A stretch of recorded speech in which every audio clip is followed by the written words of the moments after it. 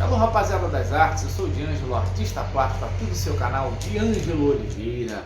Mais uma semana aqui com vocês, né, para mostrar a segunda aula, tá? Porque a primeira eu falei do material que eu emprego, um pouco das ferramentas que eu utilizo para fazer as minhas pinturas. Espero ter ajudado vocês. Agora, nessa segunda aula, entraremos com a mistura das cores, correto? Vamos entrar com a parte do céu, a parte da montanha, a ponte ao fundo, um pouco do reflexo. Estarei mostrando hoje num passo a passo para que você possa estar também desenvolvendo em casa a sua pintura.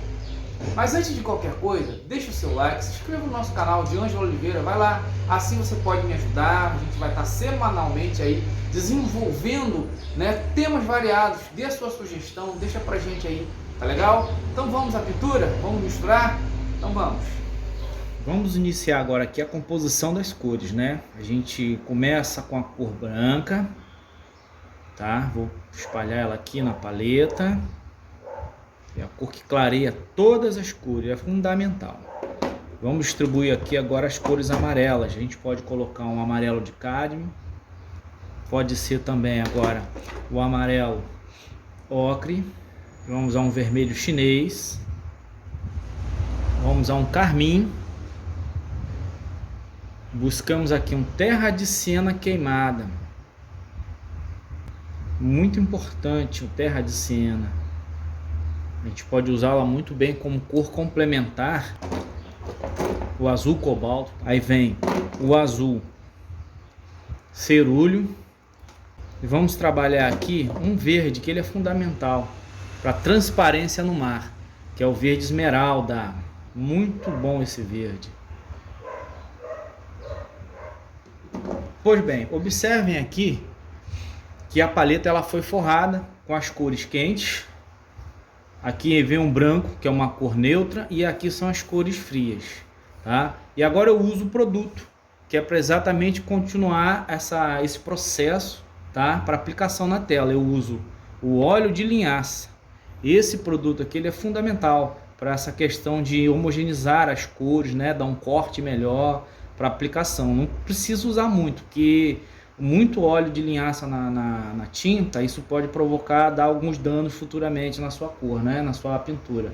Pode criar alguma craquela, né? Uma transparência exagerada até. Então eu pego aqui o linhaça, coloco aqui numa tampinha e uso também um pouco desse diluente aqui, caso eu queira limpar um pouco o pincel na hora de aplicar na tela, fazer a mudança de cor, né? Preciso sempre estar limpando o pincel para estar colocando uma cor na tela. Nunca colocar um pincel sujo de uma cor anterior, ou seja, se eu estou aplicando o azul e quero colocar um pouco de amarelo, né, dando um exemplo aqui, se eu não limpar o pincel, obviamente o amarelo com o azul ficará verde. Se eu não quero aquela superfície verde, então eu estarei estragando, né, a aplicação. Então eu tenho que ter essa atenção. Esse é um dos pontos principais na hora da aplicação na tela. Aqui está a composição. Essa aqui são as cores. Vou estar mostrando para vocês agora na prática como funciona o pigmento, a pigmentação, a elaboração das cores na hora da aplicação na tela. Vou estar misturando os azuis aqui, criando aqui um pouco de cor complementar, tá bom?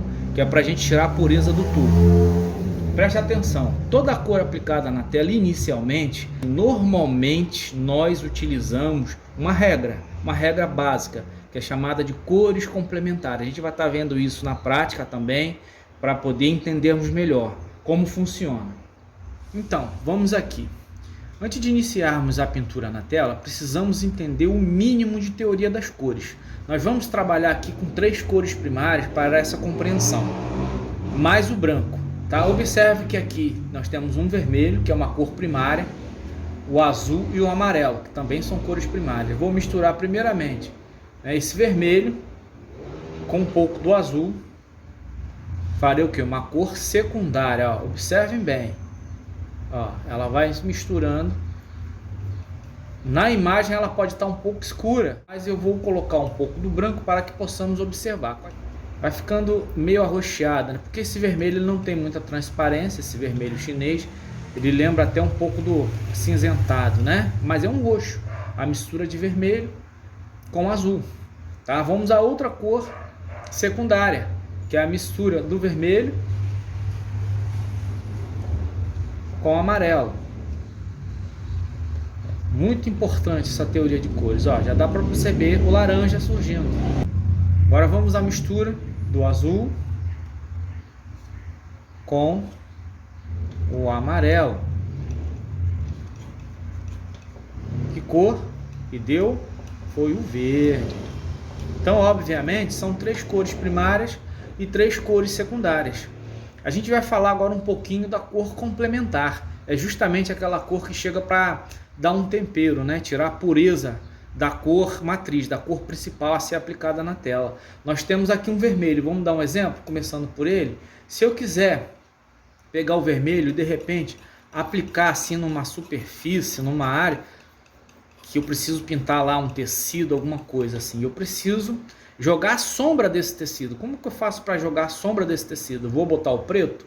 Não, a gente usa a cor complementar, que é exatamente aquela cor que a gente vai imaginar assim. Se eu tenho o vermelho e tenho mais 2 primárias que sobraram do ciclo, essas 2 cores elas precisam ser misturadas, que misturadas dão o verde. Olha só como é que ela fica, o verde com o vermelho. Ó, eu vou escurecer o vermelho e vou aplicar na parte de profundidade do tecido. Observe que ele continua vermelho, porém com um pigmento mais escuro, né? Simples de entender. A gente vai estar fazendo isso com os outros pigmentos e ela funciona de uma forma vice-versa. Se eu quiser, né, escurecer o vermelho, eu preciso colocar o verde. E se eu quiser escurecer o verde, ó, aqui estou pintando um verde, tá? E eu quero fazer a parte escura desse verde. Eu vou pegar o vermelho, né, jogar aqui, ó, dentro do verde, ó, e aplicar, ó. Olha só que legal. Vou fazer a parte escura do verde, ó. Tá vendo? A parte escura do verde. É uma técnica muito interessante e ela vai servir para todas as cores. Tá legal? Né? Posso pegar aqui um laranja, por exemplo, fazer um exemplo do laranja aqui, né? Primeiro eu tenho que classificar a cor, preciso entender quem é o laranja. Cores primárias, azul, vermelho e amarelo. Cores secundárias, roxo, laranja e verde. Tá legal? A gente precisa colocar isso na cabeça. Eu tenho aqui um laranja, olha só que legal. Esse é o laranja. Eu tenho que classificar essa cor primeiramente para entender o que eu preciso fazer com essa cor, para dar profundidade nela.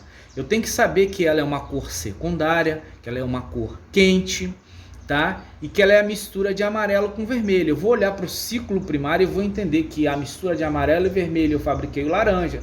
Então, a cor que sobra, eu vou sempre estar pensando da seguinte forma. Se for uma secundária e eu quero aplicar a complementar dela, vai ser uma primária.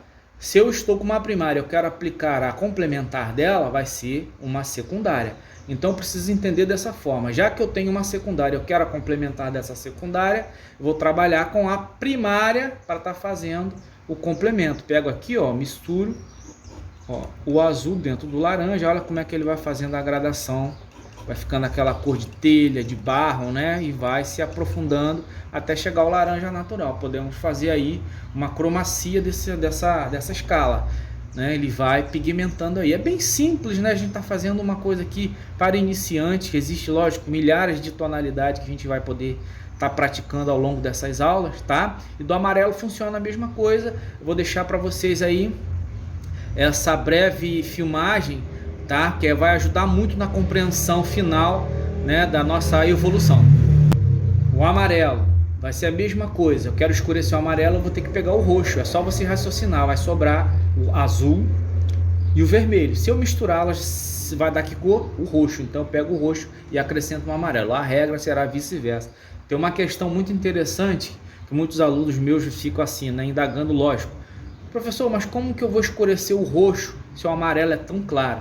Veja bem, existe uma escala infinita de amarelo. Você vai precisar exatamente trabalhar com esse amarelo claro? Não. Para você escurecer o roxo, você modifica o amarelo. Você pode estar pegando um amarelo de cádmio escuro, você pode estar pegando um ocre, que também é um amarelo. Você pega um amarelo e vai jogando ele dentro do roxo, que logicamente vai começar a criar a profundidade no roxo, escurecendo, ou seja, dando complemento da cor.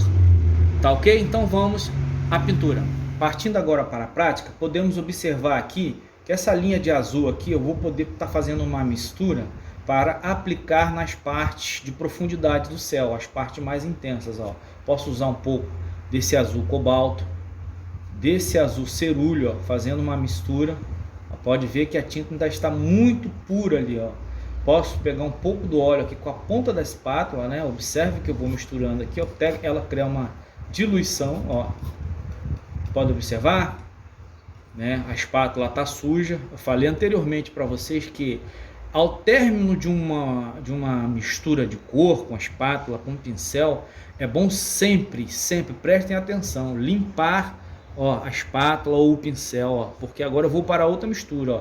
Vou pegar esse azul aqui mais escuro, que é azul ultramar, vou aqui do lado, ó, e fazer com vermelho carminado, ó, o carmim, fazer um roxo, tá? Vou fazer um roxo aqui para que eu consiga criar um pigmento secundário, uma cor secundária, né? Para dar profundidade no meu quadro. É uma cor fria, ó. Limpo mais uma vez, pego o branco, ó. Vou tirar a dúvida agora, esclarecer para vocês como que vai ficar esse roxo, ó. E o legal de brincar com as cores é exatamente isso, ó, que eu posso também, ó, limpar mais uma vez, prestem atenção, esfriar cada vez mais que eu colocar o azul, ó, como é que ele ficou um roxo ainda mais frio, ó. Olha, observe que ele vai ficando ainda mais frio, ele vai quebrando o pigmento de carmim que tem dentro desse roxo e vai dando mais profundidade. Aí você me pergunta, mas D'Angelo, para que você está fazendo esse roxo?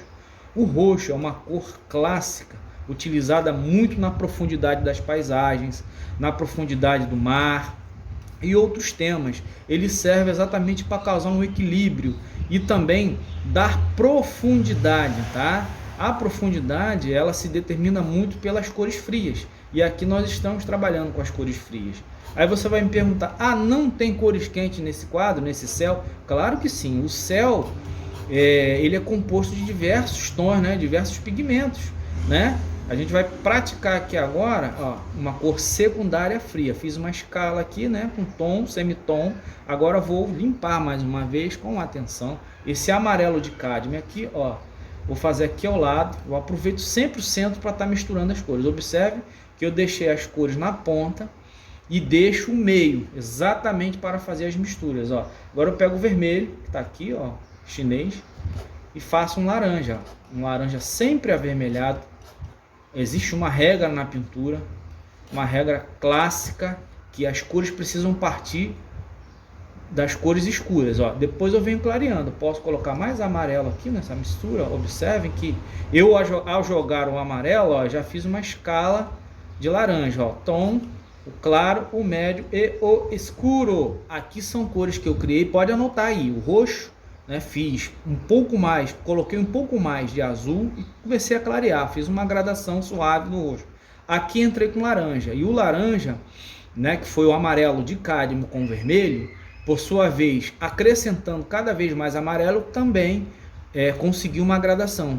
E esse azul aqui, um azul que a princípio ele está puro, mas iremos temperá-lo, né, na aplicação, que são os dois azuis aqui, azul cobalto e azul cerúleo, tá? Vamos então à prática. Bom, agora vamos iniciar as cores na tela. Estamos aqui com uma visão ampla agora de que nós vamos trabalhar. Começando pelo céu, como eu falei anteriormente, né? Aqui estão alguns pincéis que eu costumo trabalhar. Já falei para você desses pincéis de cabo amarelo, né? Que são da marca Tigre, Condor, né? Condor, né? Como queiram falar aí. Tem esses pincéis aqui de cabo vermelho. Ele pode ser da marca também Tigre, Atlas, né? Pode ser um pincel assim de pelo de Marta, mas eu costumo utilizá-lo na arte final, que são os detalhes que vão enriquecer mais a pintura. Por que que eu gosto de utilizar esse pincel? O cabo amarelo. Ele é um pincel econômico, tá? Ele é um pincel que também espalha muito bem as cores na tela, porque o tecido em si ele desgasta demais as cerdas. Então eu gosto muito de utilizar esse pincel, exatamente para economizar os pincéis mais caros, claro, e que também isso aqui vai me dar uma facilidade muito grande em criar um pouco mais a minha digital, porque esses pincéis de seda aqui, eles costumam alisar um pouco mais a minha pincelada. E na minha particularidade eu não gosto de pincelada muito lisa. Cada um tem um gosto, né? Cada um tem um estilo, e eu gosto de criar mais impressão na minha pincelada, tá? Criando um pouco mais de ranhura, né, nos meus traços. botando os pincéis aqui de lado, vou iniciar agora com vocês a cor do céu, tá? Já tem um azul aqui, onde anteriormente eu expliquei para que eu fiz esse azul. Ele vai ser misturado aqui com esse roxo, ó, suavemente. Eu vou demarcar, vou pegar um pouco mais de branco para criar uma escala maior, tá? Uma quantidade legal para poder aplicar ao fundo.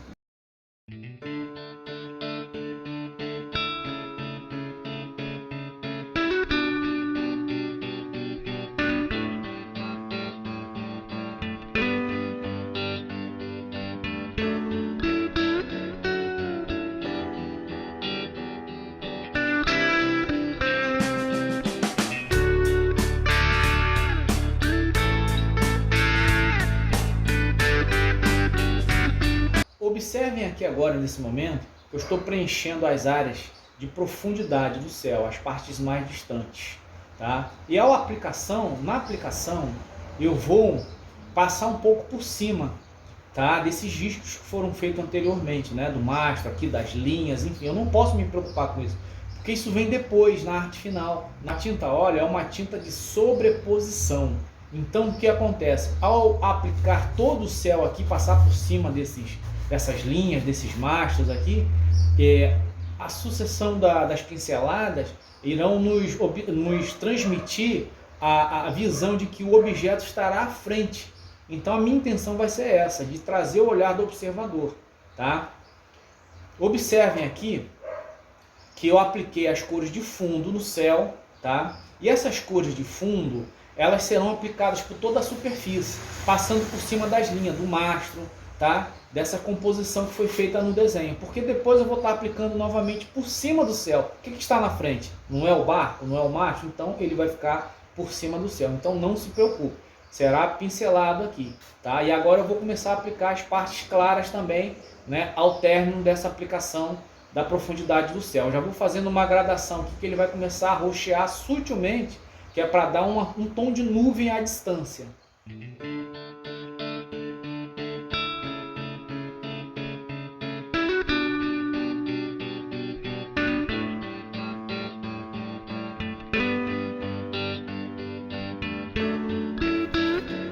Observe aqui agora, ó, como é que eu começo a jogar a nuvem. Ele começa a fazer um contraste do movimento do céu, né, e da nuvem, ó.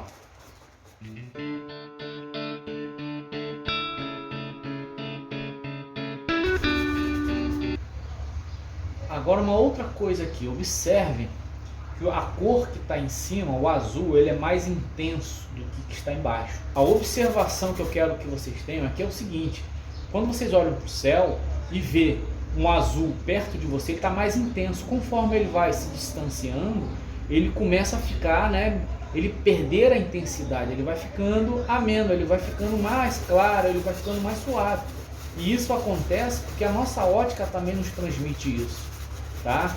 Observe que isso é uma pintura principalmente, ó. Ela vai para a distância, ela vai para longe. Toda essa área aqui, ela tem que ser mais clara do que está em cima. É por isso que ela traduz essa ideia de profundidade. Ela consegue nos traduzir toda essa dimensão de primeiro, segundo e terceiro plano, ó.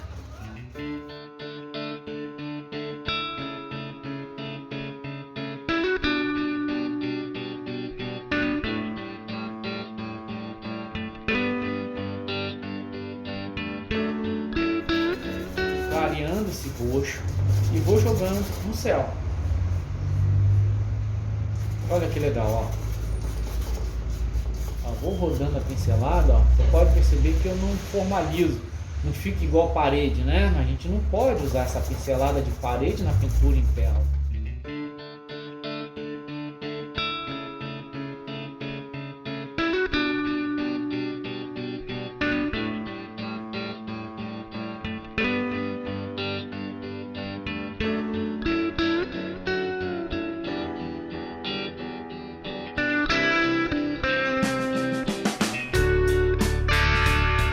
Observe que eu vou sobrepondo agora as pinceladas mais claras do céu, só para eu ajustar um pouco do movimento aqui, né, da nuvem, ajustar um pouco dessa pincelada, né, apesar de que isso é a primeira demão, tá? Essa fase aqui inicial, depois a gente pode ir dando os retoques para ajustar um pouco mais esse volume, tá? Então isso aqui é um trabalho preliminar, a gente vai jogando o que é básico aqui para poder exatamente nos encontrarmos aqui nessa pincelada.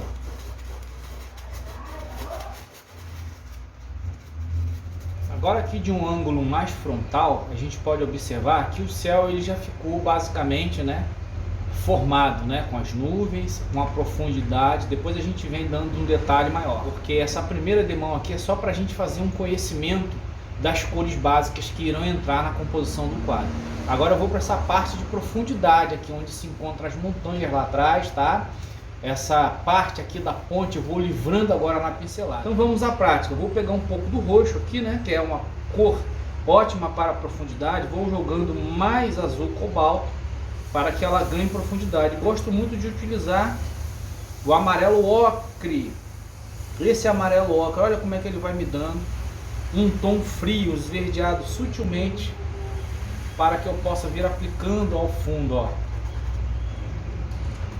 Então essa cor fria eu vou aplicando toda essa parte de profundidade para que eu possa ganhar aqui nessa parte de perspectiva aérea.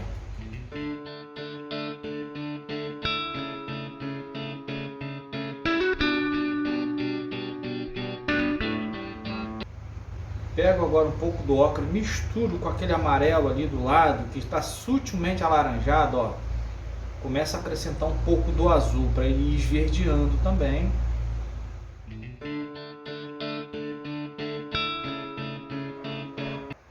Começa aqui nesse momento agora a formalizar o desenho da ponte.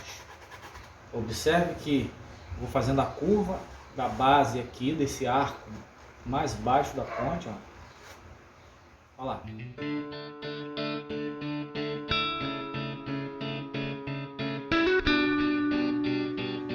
Toda essa situação aqui eu vou aplicando sempre a parte da profundidade com roxo. Entra sempre um roxo mais intenso, pego ele e jogo uma pitadinha do amarelo, que é a cor complementar, tá legal?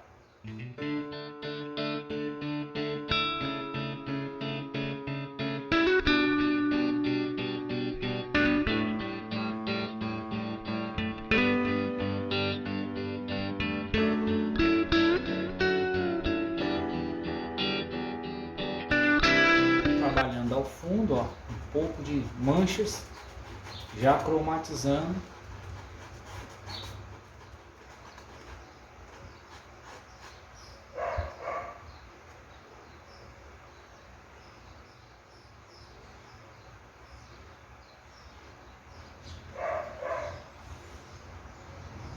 Fazendo os detalhes da ponte.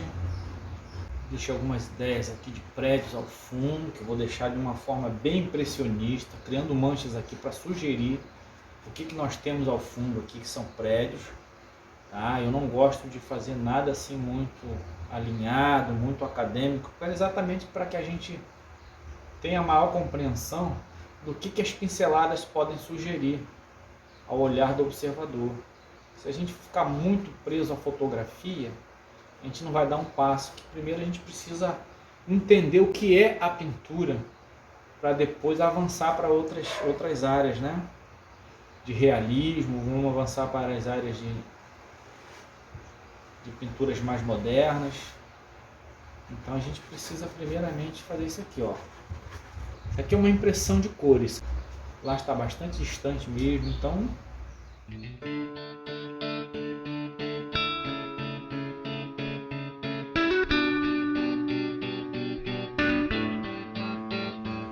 uma vegetação nesse cantinho aqui mais quente.